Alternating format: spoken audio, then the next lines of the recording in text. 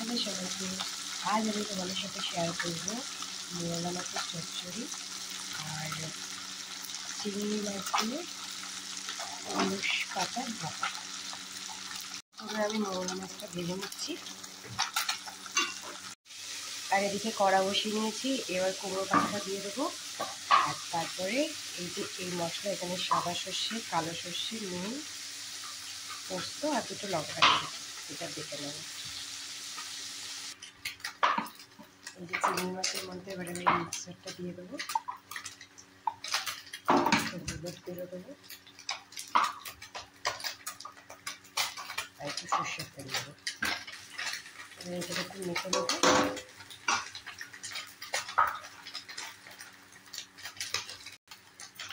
মাছে তো হলুদ মাখানো ছিল আর পোস্ত বাটার সময় একটু নুন দিয়েছি, আর দেবো না। এর উপরে দুটো কাঁচা লঙ্কা দিয়ে দেবো। এবার পাতাটা ঢাকা দিয়ে 15 মিনিট মতন রেখে দেবো। আর একটা থালা চাপা দিয়ে দেবো।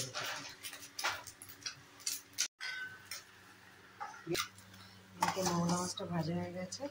এবার কড়াইতে তেলে পেঁয়াজটা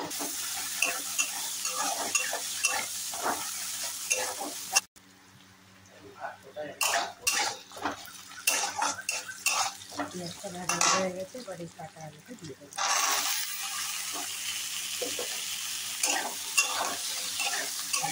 নিয়ে তারপর দেখি কাটা আলুটাকে নাড়িয়ে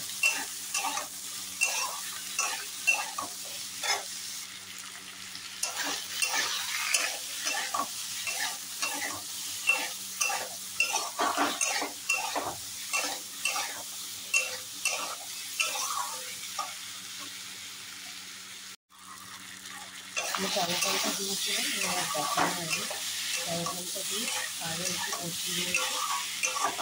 এবার আমি মশলাটা দিয়ে দেবো। মশলার মধ্যে রয়েছে লুচি রাখা, আদা রাখা আর কাঁচি রাখা।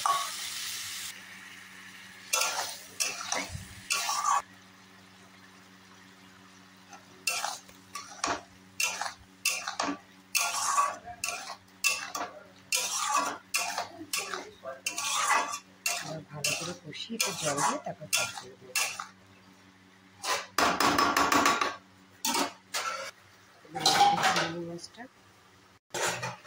চিংড়ি মাছটা হয়ে এসছে আর একটুখানি রেখে লাগিয়ে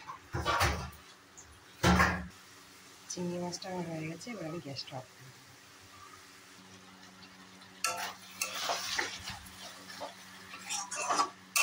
দেবো। কষানো হয়ে যাচ্ছে। এবার আমি একটু জল দিয়ে মাছটা দিয়ে দেবো। এই হলো আজকের মেনু। আজকের মেনুতে রয়েছে মৌলা মাছ আলু দিয়ে চচ্চড়ি, কুমড়ো শাকের পাতা দিয়ে চিংড়ি মাছ ভাপা আর আম ডাল।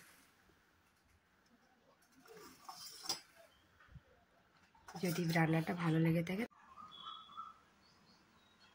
আমার ভিডিওটা যদি ভালো লাগে তাহলে অবশ্যই like, comment, share and subscribe করতে ভুলো না। আজকের জন্য